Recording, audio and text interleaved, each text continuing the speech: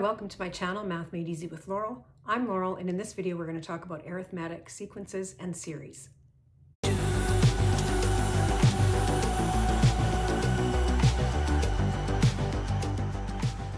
This is an example of a sequence. It's just an ordered list of numbers, and those numbers are defined by some rule or some pattern. A series is just the sum of the numbers in a sequence. There are many different types of sequences and series, but we're going to look specifically at arithmetic ones, which has a specific rule. So this is an example of an arithmetic sequence, and what makes it an arithmetic sequence is that each number increases or decreases by the same number. So for example, if I increase this by 4, I get the next number. If I increase this number by 4, I get the next number, and so on.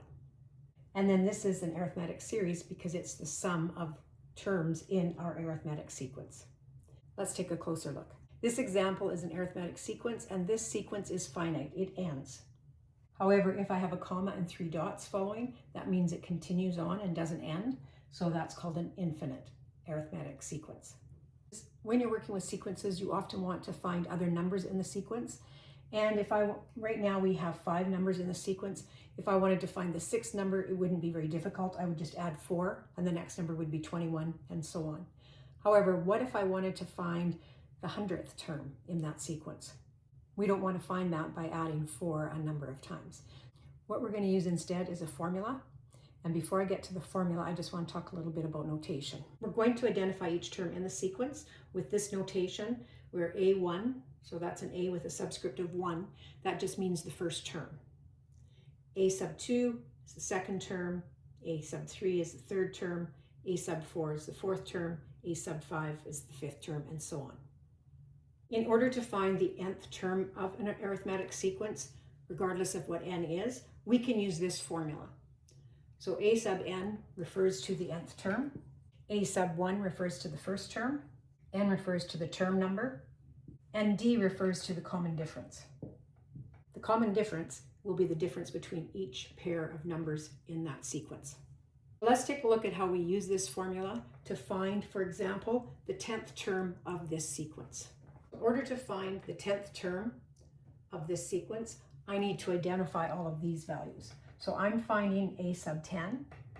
We know A sub 1 is 1 because that's a value of our first term. If we're finding the 10th term, that means n is 10. And our common difference in this example is 4. So the difference between each pair of numbers.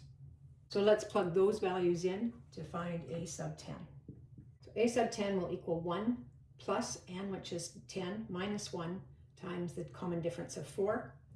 So A sub 10 will equal 1 plus 9 times 4, which is 37. So what I'm doing here is I'm adding 4 9 times to get the 10th term. When I wanted the second term, I only added 4 once. To get the third term, I only added 4 twice. So it's always 1 less than what the term number is. Another example you might see is similar to this. Write the next 3 terms of the following sequence. So let's check that it's an arithmetic sequence. The difference here is 5. The difference between these two numbers is 5. This is 5, and so on. So we know that it is an arithmetic sequence where the difference is 5. Since we're just finding the next 3 terms, I'm going to add 5 to each term before it to get the next term. 23 plus 5 would be 28.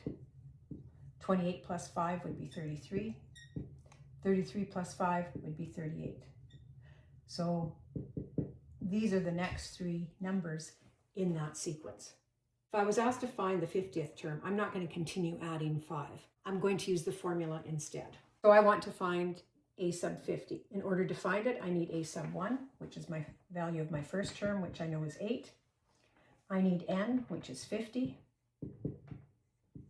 And I need d, which is 5. So let's plug those values in. So 8 plus 50 minus 1 times the difference of 5. 49 times 5 plus 8. The value of the 50th term of this particular sequence would be 253. You might see a question like this. It says, write the first 4 terms of an arithmetic sequence with the first term being 50 and the common difference being -6. So we're going to start with our first term, which is 50. To get our second term, we add our common difference of negative 6. So 50 plus negative 6 would be 44. To get our third term, we add negative 6 to this. And to get our fourth term, we add negative 6 to this. So those are the first 4 terms of this arithmetic sequence. Once I know what that sequence looks like, I might be asked to find other terms. For example, let's find the 100th term. We're going to use our formula, and we need to identify all of the values. Our first term is 50, n is 100, and our common difference is negative 6. So let's plug those values in to get our 100th term. So a sub 100 will equal a sub 1, which is 50, plus n minus 1, so 100 minus 1, times d, which is negative 6. When we calculate 99 times negative 6 and then add 50, we get negative 544. You can find your nth term using this formula in that way, but I want to show you something that you might find a little bit easier, especially if you're finding a number of terms in your arithmetic sequence. Use this formula with these values, because those are the values for this specific sequence, but I'm going to leave a sub n and n in the formula as they are. So we'll have a sub n will equal a sub 1, which is 50, plus n minus 1 times d, which is negative 6. And now what I'm going to do is simplify this expression. I do that by distributing that negative 6 to both terms. So I'll have negative 6n plus 6. Then I'm going to combine like terms, 50 plus 6. Once we've simplified this, we'll have a sub n equals 56 minus 6n. So that allows us to find the value of any nth term in that particular sequence. Going back to this example, if I want to find the 100th term, let's use our general or explicit formula to do that. So a sub 100 will equal 56 minus 6 times 100.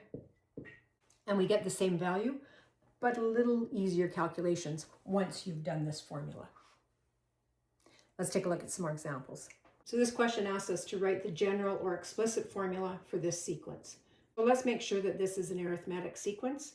Notice that the difference between these two numbers is negative 4, between these two numbers is negative 4, and so on. So it is an arithmetic sequence with a common difference of negative 4. Now they're not asking me to find a certain term in that sequence, they want the formula. So I need to use the first term and the difference in this formula to find what a sub n is in terms of n.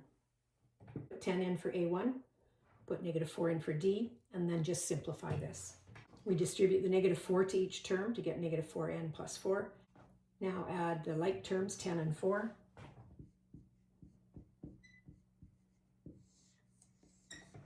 So this is called the general formula or the explicit formula for finding the nth term of this particular sequence.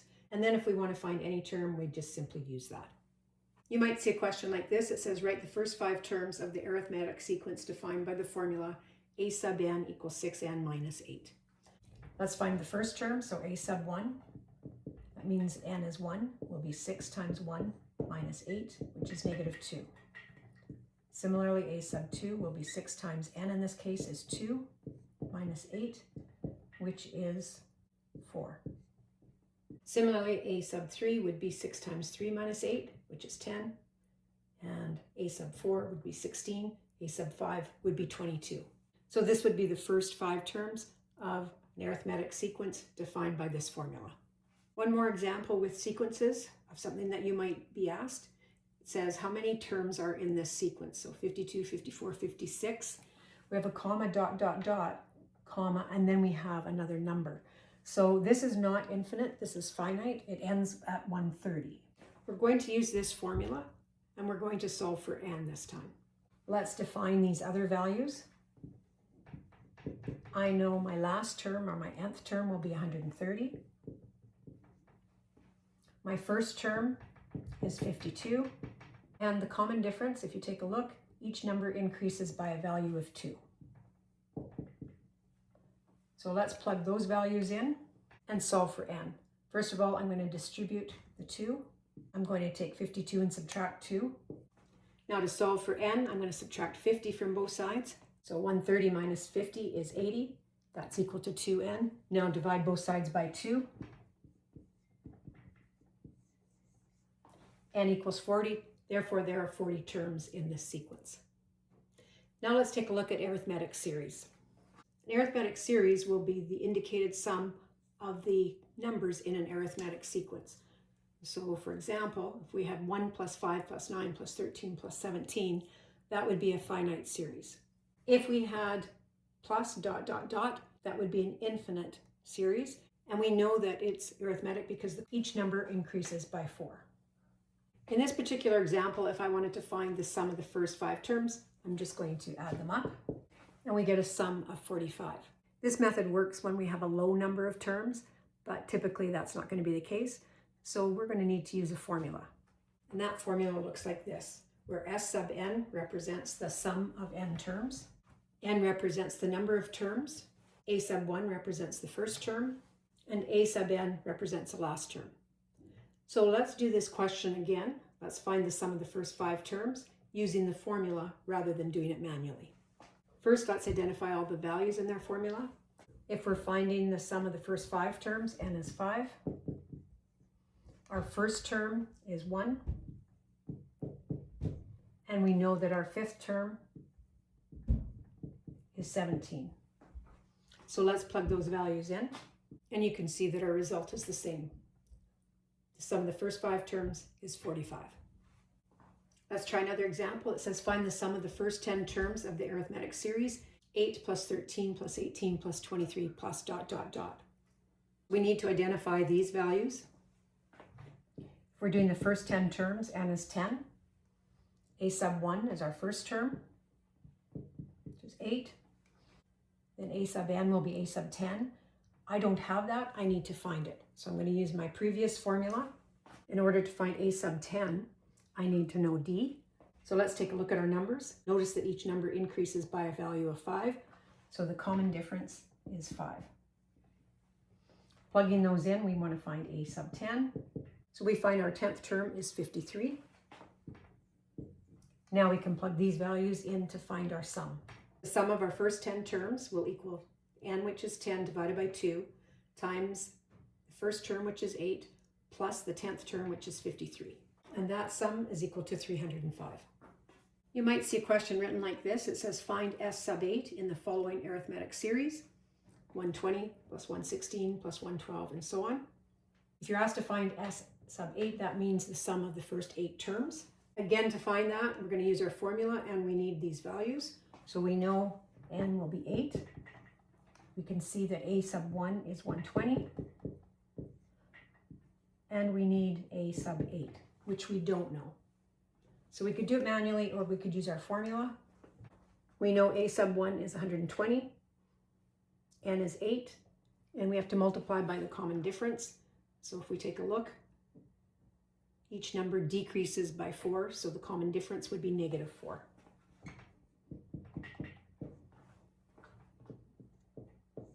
When we do that calculation, we get a sub 8 equal to 92.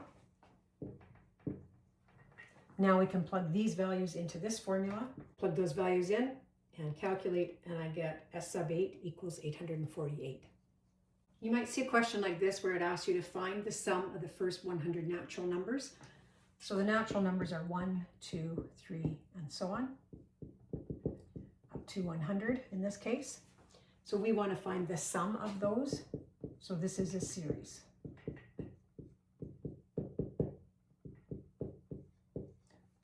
We know it's arithmetic because each number increases by 1. Therefore, if we want to find this sum, we can use our formula rather than manually counting all of those.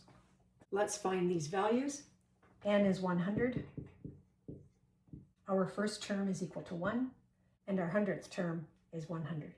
So plugging those values in, we know that the sum of the first 100 terms would be 5,050. Last example says an arithmetic series with 50 terms starts with a number -10 and ends with 88. Find the sum of the series. All of the values in our formula are given. So let's just find the sum of those 50 terms. N is 50. First term is -10. Last term is 88. And that answer is 1,950. This video talked about the two formulas you need in calculating the nth term or the sum of n terms for an arithmetic sequence or series. In my next video, I'm going to talk about the same thing, but for geometric sequences and series. See you then.